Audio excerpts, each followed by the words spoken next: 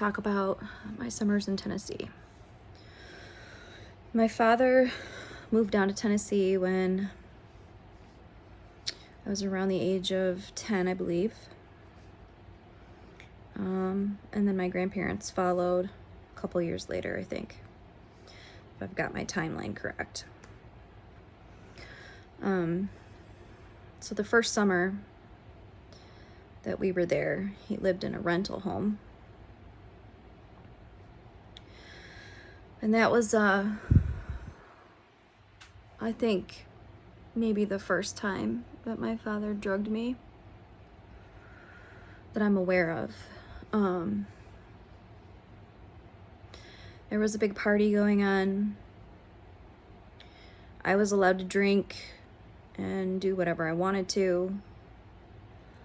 My brother always kind of crashed out a little earlier than I did, and so I was left up with my father by myself. But this particular night, I felt really tired, and I kind of passed out on the couch while this entire party was going on. And I remember shreds of this. It's not probably 100% accurate, but I remember after everybody leaving, my father was sleeping on the ground next to the couch I was sleeping on, and him periodically raping me. And I think he was worried about what was going to happen to me because he had drugged me, so he slept next to me on the floor. Then after a while, he went to his bed, and I just continued to sleep on the couch. There's a lot of drinking and violence associated with those summers in Tennessee until my stepmom came along, and then things settled down quite a bit. But the first few summers were pretty bad. The worst summer I remember, there was a big party going on, and a couple of family members went into my brother's room and were picking on him, and I just felt it in my gut that, like, they were gonna hurt him or they were gonna rape him or something. So I offered myself in his place because I didn't want him to deal with any of that.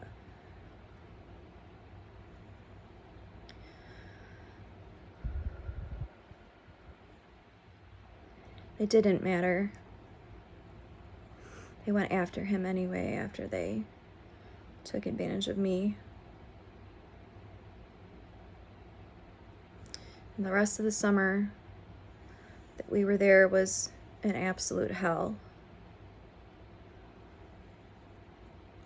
He was secluded to his bedroom. In the beginning, he had a 5-gallon bucket to use the bathroom.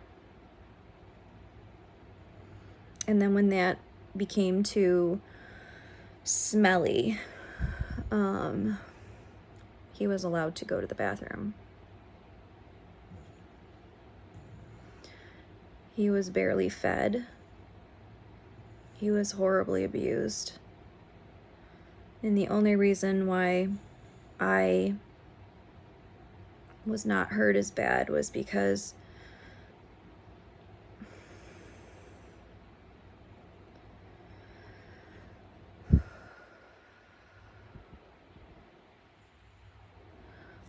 I went along with what my father wanted me to do for him.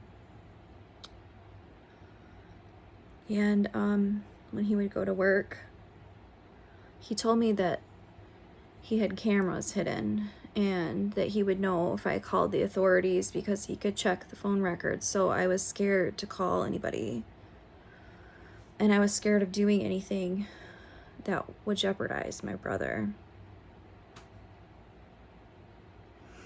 So the first day that he was in the bedroom and my father went to work, I just sat by the door and I talked to him and held his hand under the door to see if he said anything when he got home, because I was testing what he said. The second day I opened the door and we played checkers and games, and I brought him food. And then the third day I told him he could come out as far as the kitchen, but not the whole house. And then on the fourth day, after I realized that Jerry hadn't said anything to me about these things we were doing, that he probably wasn't videotaping us. And so I let him come out of his room. I made sure he ate. I made sure he had companionship and that he knew that I cared about him and loved him, and that I was trying really hard to fix the situation or help him, but that my father needed to believe that I was on his side, otherwise he would hurt my brother. It felt like my grandfather all over again.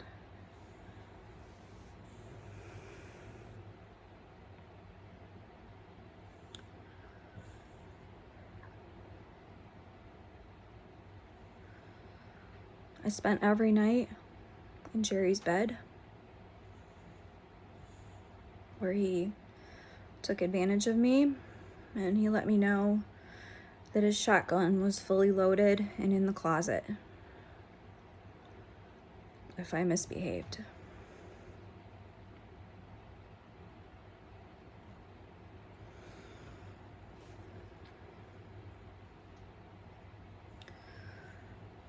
That went on for a couple of weeks, and then he had some scheduled vacation time that he took, and during that time I was absolutely petrified that my brother was going to starve to death because he didn't feed him. And if I said anything to him about it, I would get beaten. So I had to manipulate him into letting him go. After those 2 weeks of him being in that bedroom and barely eating and not having any human contact, he quit talking.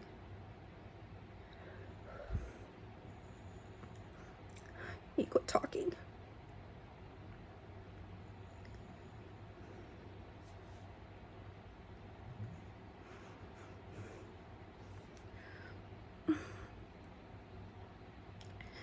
Jerry said that if he didn't start talking, he was going to get rid of him. So I told him that Mom would know something was wrong, that something happened, and that I would spend time with him so that he would start talking again. And so I spent, I think, the last week or two that we were there, taking him outside and looking at patterns on the leaves and just talking about nature, and he didn't respond at all. He just followed me. We came in the house one day. Jerry was furious, and he grabbed him up and he said, "If he doesn't start talking, I'm gonna get rid of him." And I yelled no, and he slapped me.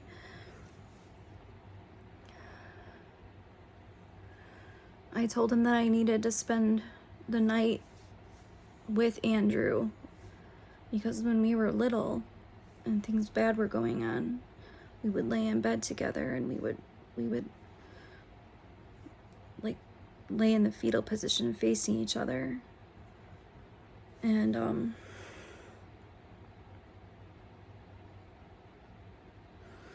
I knew that that would help him, that that would bring him peace.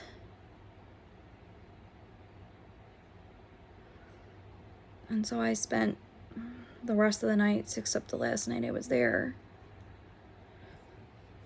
laying in bed with him, facing him, holding his hands. And one of those days, we took him back outside, you know, away from Jerry and away from the house and away from the chaos and the abuse. And I said, you have to talk. If you don't start talking, he's going to hurt you. You have to talk.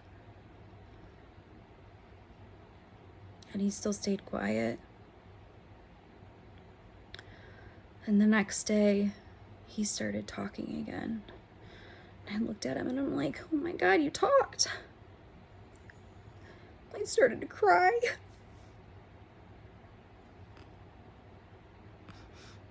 Because I knew he'd be okay. That Jerry wouldn't have anything to hide, so to speak. So he would be okay.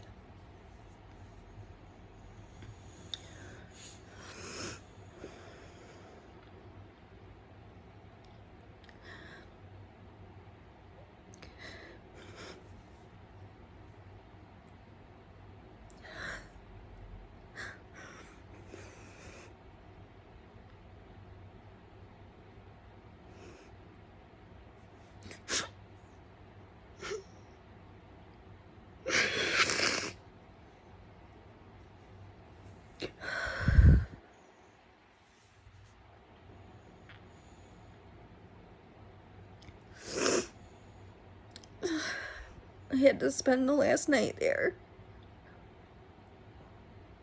with my father so he could rape me one last time before I left.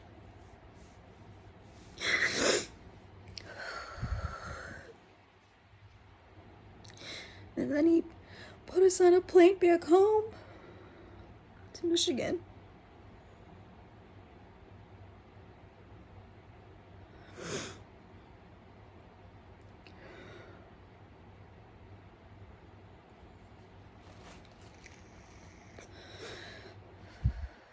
I remember as soon as he was out of eye shot, I called my mom and my stepdad, and I made sure they were coming to the airport to get us because I was just terrified.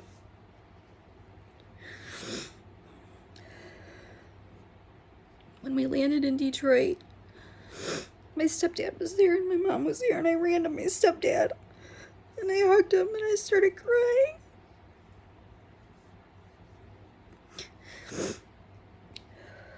And I started telling them everything that had happened. And when I said, right, Andrew? He said, I don't know what you're talking about. I don't know if he had forgotten it or repressed it or what, but I told my mom and my stepdad what had happened, and he didn't confirm it, and they never asked me about it again, really.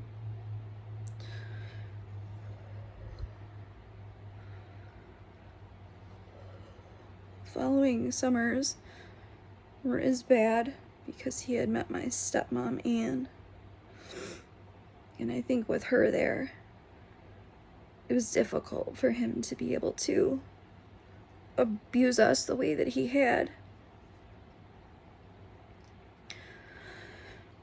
But he still managed to make time for me. Drew would always go to bed early. He would say he was tired and he would go to bed early. And I always stayed up because I didn't remember the things that happened prior. I had forgotten. I would stay up and talk to my dad because it felt like time with him just me and him was special. But I viewed it differently than he did. I viewed it as like alone time with my dad, and we could talk about things. But now that I'm an adult, I realize the things that he talked to me about were pretty horrific. He wanted to know if I had any sexual encounters with anybody, and he wanted me to give him details about it and all of that. And if I didn't have a good story to tell him, I got abused worse. So I started making up stories, and he could tell the difference. He could tell that I was lying to him, and then I would get beat for that.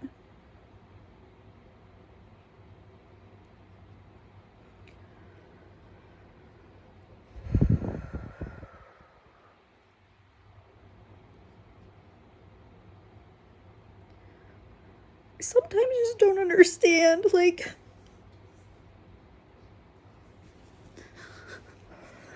I don't get it, like,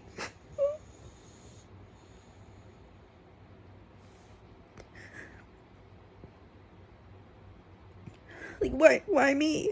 Like, why me?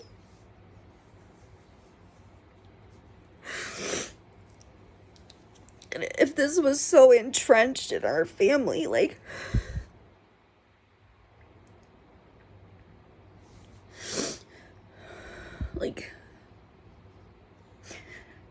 it was normal.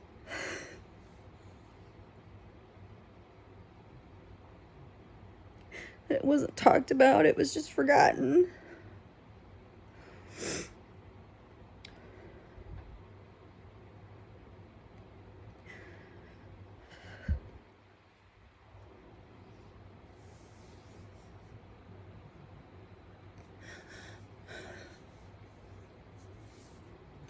I bribed. Well, didn't bribe, but I manipulated him. That one summer, to let me go out in public and not turn him in. We went to a cousin's house. I told his wife what was going on and told her that I needed to call my mom. So I called my mom and I told her that she needed to come pick us up because bad things were happening. And she said she was on vacation and not to call her again.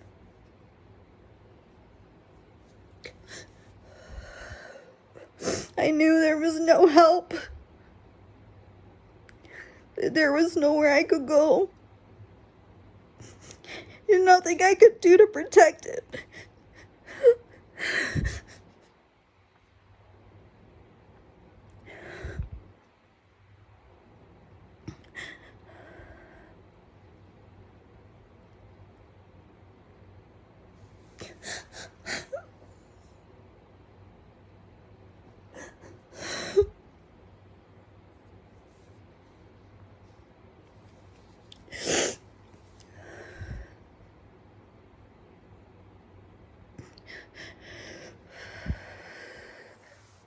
My father was a blackout drunk.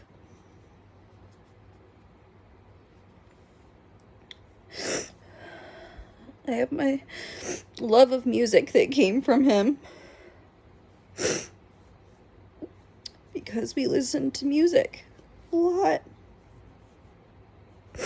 And when he would get really drunk, he would play this song, Cocaine by Eric Clapton, and he'd want to dance with me. And then it turned into something else. I would make up excuses. I'd say I have to go to the bathroom. I have to do this, I have to do that. Eventually he would get frustrated with me.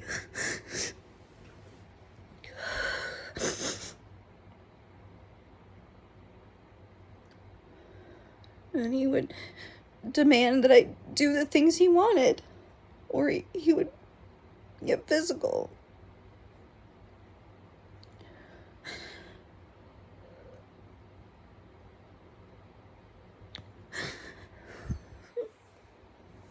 I wonder sometimes why I deserved all of this. Like, what did I do wrong? Like,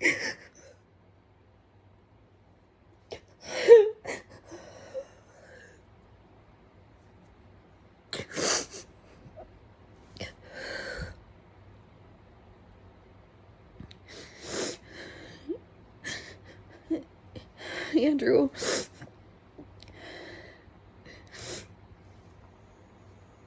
he just tried to eliminate himself out of the situation, but I didn't remember, and so I would put myself back in that situation every time.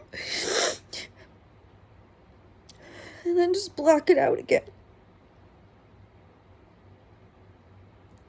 I think he depended on that. I think he depended on my forgetting so that he could continue doing what he was doing to me.